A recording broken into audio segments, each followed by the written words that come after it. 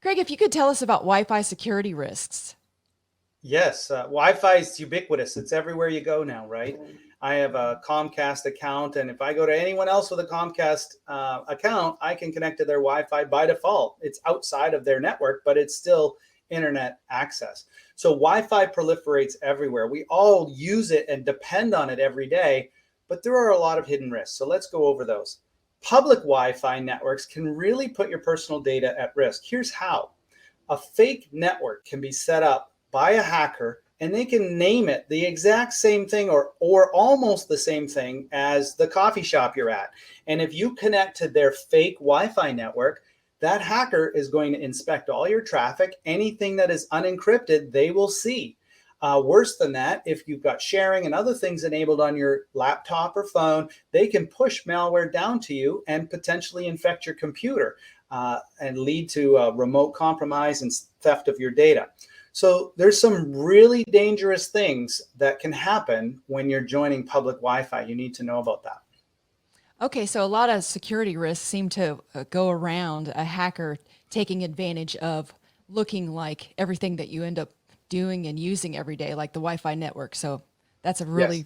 really good tip. So how do I stay safe while I'm on Wi-Fi networks? Right. That's the real key here. And what the take home messages are for our watchers or the people watching this is verify the connection to your Wi-Fi network. Ask the owner of the coffee shop, what is your Wi-Fi called?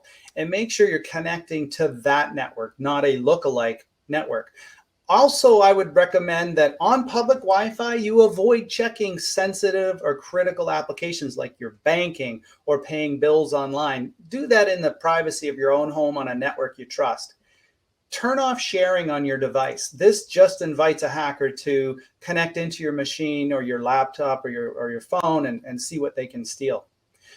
In a worst case scenario, if you're traveling and you do have to log into a bank to do something important, consider getting a VPN that encrypts all of the traffic from your device to the remote VPN, making it invisible to even a hacker's private network that you might be connecting to.